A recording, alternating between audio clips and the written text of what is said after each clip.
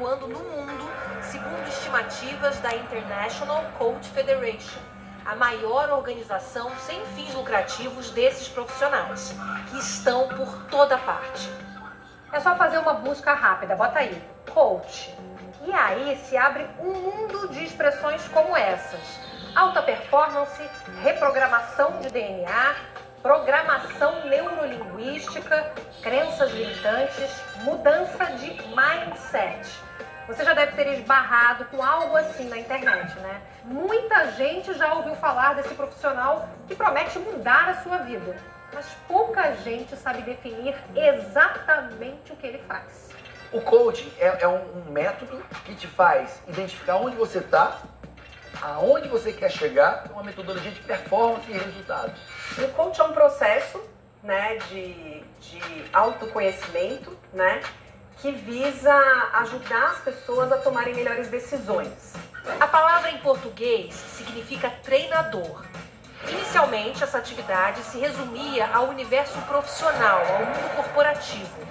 Para alguém, por exemplo, que tem a formação naquela área, né, vai ajudar alguém menos experiente a se recolocar ou a se colocar melhor dentro daquela sua profissão. Ou a entender o resultado de uma avaliação, ou a planejar de forma um pouco mais coerente seus passos futuros.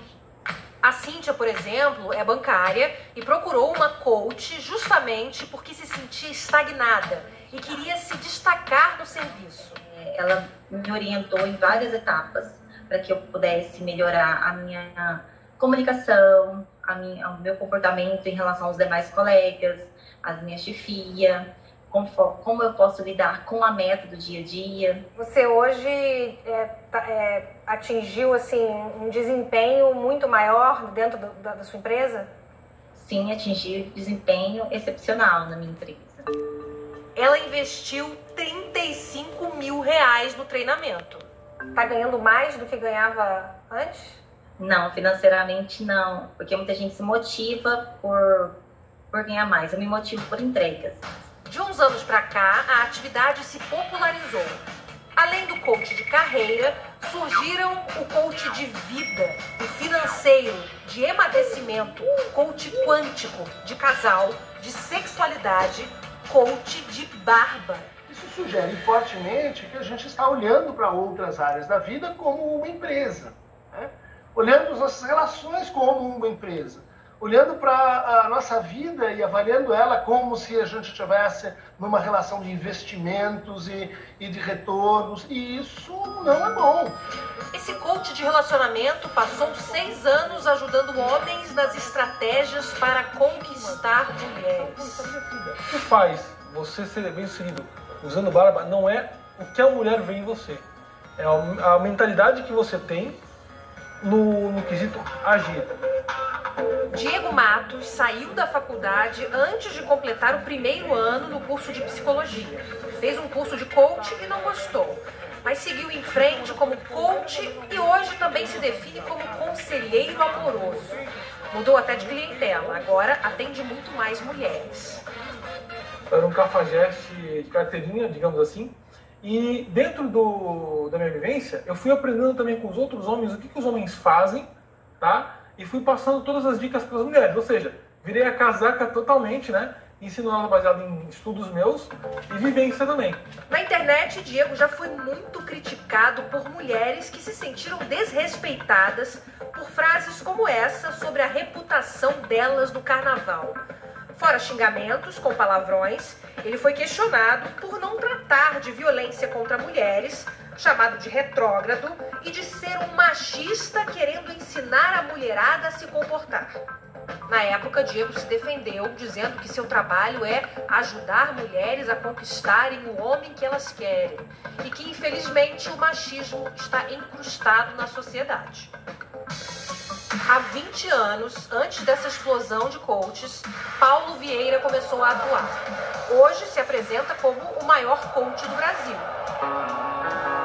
Autor de 11 livros, todos best-sellers, é formado em administração, foi consultor empresarial e atualmente é dono e fundador da Febracis, Federação Brasileira de Coach Integral Sistêmico, que treina 16 mil pessoas por mês em todo o Brasil e no exterior. O primeiro centro de abordagem é aonde está a tua vida? Como está você? Sinceramente, como é que está teu casamento? Como é que está a tua empresa? Como é que estão os seus relacionamentos? Como é que está a sua vida financeira? Mas não é uma abordagem simplista e superficial. São 30 mil coaches formados pelo método CIS, de coach integral sistêmico, método inventado por ele. Eu comecei a pesquisar, comecei a mergulhar no processo, né, das emoções e do comportamento humano, né? Não das disfunções emocionais, não das patologias, não do desconforto emocional, mas o que é que aquela emoção interferia no resultado profissional. O treinamento custa aproximadamente R$ 1.500. Eu tenho clientes que queriam faturar um X valor. Executivo de uma empresa, olha, eu quero ser promovido, quero faturar tanto. Então, outro, eu quero resgatar meu relacionamento, meu casamento. Tem um coach que é mais voltado para a família. Um coach que vai cuidar de relacionamento, ele tem que ser um psicólogo. Nós não competimos com os psicólogos. Nós trabalhamos objetivos e performance. É isso que nós trabalhamos. E aí começa a polêmica. A gente vai entender que é uma espécie assim de acompanhamento da forma como a gente cria os filhos, como a gente está nos nossos relacionamentos amorosos, como a gente conduz nossas amizades. E isso realmente se parece muito com uma psicoterapia. Em que momento que o coach entra num campo que seria de uma terapia, de uma psicologia, de uma psicanálise? Nunca, ele não entra nunca. Se eu pergunto para quem está nos assistindo, como está a relação com seu filho? E agora vamos criar um plano de ação. E aí nós temos N ferramentas que vão ajudar essa pessoa a mudar comportamento em relação ao seu filho, mudar a atitude. No fundo, são práticas, né, que dizem para a pessoa aquilo que ela quer ouvir. Ou seja, que existe uma técnica simples, de que se você segue e obedece essa técnica, vai dar tudo certo. Ou seja, você vai ser ensinado a obedecer, né? Não a pensar, a tomar decisões, a agir por sua própria emancipação. Pessoas que relatam sequelas após serem submetidas a tratamentos que prometem assim, soluções rápidas, mágicas, mirabolantes, como se você pensa positivo, você vai ganhar dinheiro, e na prática a gente sabe que as coisas não funcionam e não acontecem exatamente dessa forma. Na internet tem coaches oferecendo de tudo. 20 anos de terapia em 7 dias, menos 20 quilos em 8 meses, sem exercícios nem dieta, reprogramação de DNA para abundância. Tem até coach explicando que rinite e sinusite são uma questão de ego irritado. Essa mulher, que não quer se identificar, contratou um coach de emagrecimento com a promessa de resultados rápidos, menos 3 quilos por semana. Ele foi uma pessoa muito gorda, muito obesa, e ele decidiu emagrecer 60 quilos. Então ele se achou autossuficiente para fazer um coach de emagrecimento. Uma das dicas dele era você ficar nu em frente ao espelho dentro de casa, botar os braços por cima e ficar gritando yes, e pular. Aí você vai ver como o seu corpo é, você não vai gostar do seu corpo e você vai querer mudar aquilo. Foram 6 atendimentos, todos em grupo. Era a mesma dieta para todo mundo do grupo, pessoas com corpos diferentes, né? Dia a dia diferente. Assim, questão hormonal ele não contava, questão assim, psicológica, era coisa da nossa cabeça. Então não interessava qual era o seu problema. Não faz sentido porque todo o tratamento para o emagrecimento deve ser individualizado, baseado nas condições específicas do cliente, na sua rotina, nas suas possibilidades e também nas suas preferências. No caso de um emagrecimento, o coach tem que ser um médico endocrinologista ou nutricionista ou não necessariamente? Nós não vamos falar de regime, nós não vamos falar de dieta, nós não vamos falar de um plano de atividades físicas, absolutamente. Nós vamos identificar onde é que você quer chegar e vou trabalhar a cabeça dele para ele cumprir o plano de ação. Quantas pessoas começaram regimes maravilhosos e não completaram? O coach ele pode trabalhar alguns aspectos de mudança comportamental através de algumas ferramentas, mas ele deve encaminhar esse cliente, esse paciente, para ele ser acompanhado também por um nutricionista, por um médico, porque é importante abordar todas essas questões clínicas, a questão da alimentação. A Beatriz queria emagrecer para a festa de casamento e procurou uma nutricionista que também era coach. O método dela incluía visualizar cenas. Como que você se sentiria, né, hoje, se você fosse experimentar o vestido? Vergonha, medo de não entrar no vestido, veio até, digamos assim, um ódio pelo meu corpo, né? Ela pegou essa parte, né, negativa, para que esses sentimentos, eles me motivassem ao emagrecimento. O tratamento não trouxe resultado e Beatriz buscou ajuda psicológica.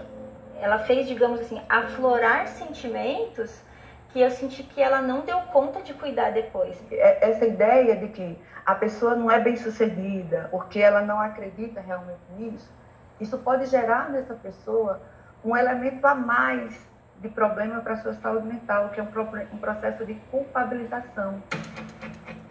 4 projetos de lei que tramitam na Câmara dos Deputados querem regulamentar a profissão de coach. Eu acredito que a regulamentação, ela iria meio que varrer o mercado de coaching.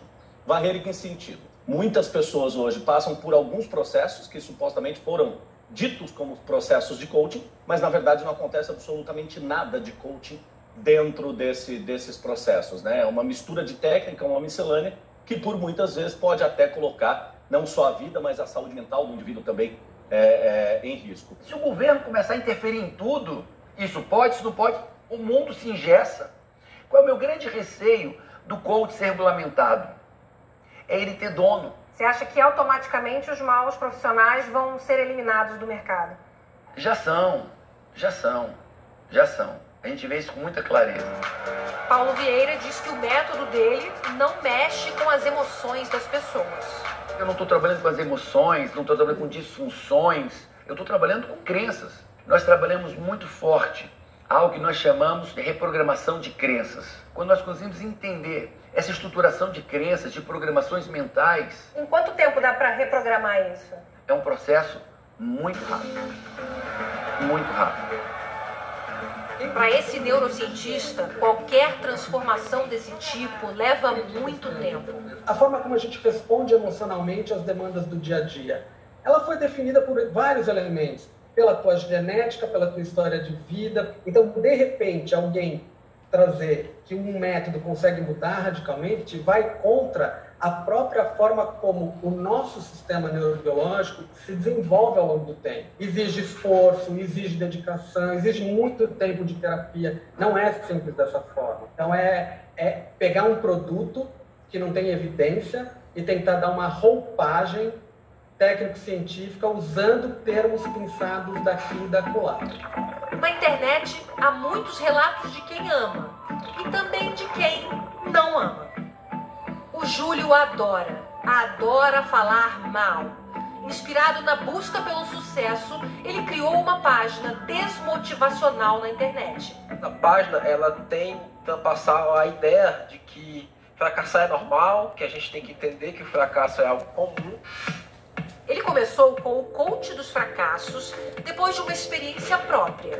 Perdeu 40 quilos com médico, psicóloga, muito exercício e foi criticado por uma coach de emagrecimento.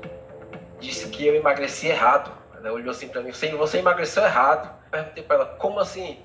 Ela, não, você emagreceu errado porque você passou por isso, sofreu, você fez fazer exercício. E aí quando eu cheguei em casa, eu comecei a olhar no Instagram, no Facebook, nessas redes sociais.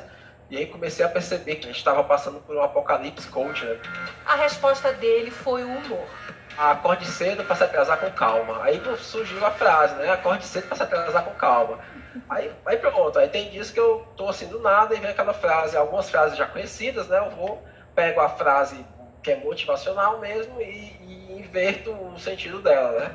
Essas piadas foram o principal motivo que levaram a Ana Carolina a demorar tanto para admitir que sim, era coach. Demorei muito para falar, olha, eu faço isso, né? Comecei a dar outros nomes para esse processo, inclusive para não ser confundida com esses coaches. juro. Às vezes as pessoas chegam, mas eu quero coaching, né? Aí eu vou falar, não. Porque de alguma maneira o que eles estão pedindo, eu consigo atender. Ela é psicóloga e faz doutorado em administração de empresas na Fundação Getúlio Vargas. Tem longa experiência na área de recursos humanos de grandes empresas. Um dos clientes dela é o Cláudio, que tem uma pizzaria em São Paulo e gostaria de expandir o seu negócio. Eu gostaria de chegar um dia e falar, eu tenho 100 funcionários. Mas que quanto mais você cresce, talvez mais a questão do controle ficaria mais sensível, né?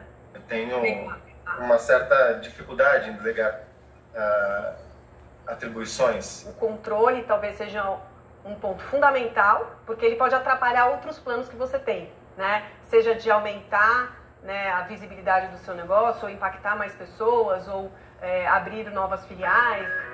Mudar de vida envolve cuidados, dedicação, mas tem um primeiro passo até simples. Que é a experiência de ser escutado, que é a experiência de pensar sobre a sua situação profissional, de dividi-la com outra pessoa. Isso tem efeito, isso te transforma. Ou seja, você ganha um acréscimo de confiança, você se empodera, isso tudo é positivo. Vale para o trabalho, vale para a vida, vale para 2021.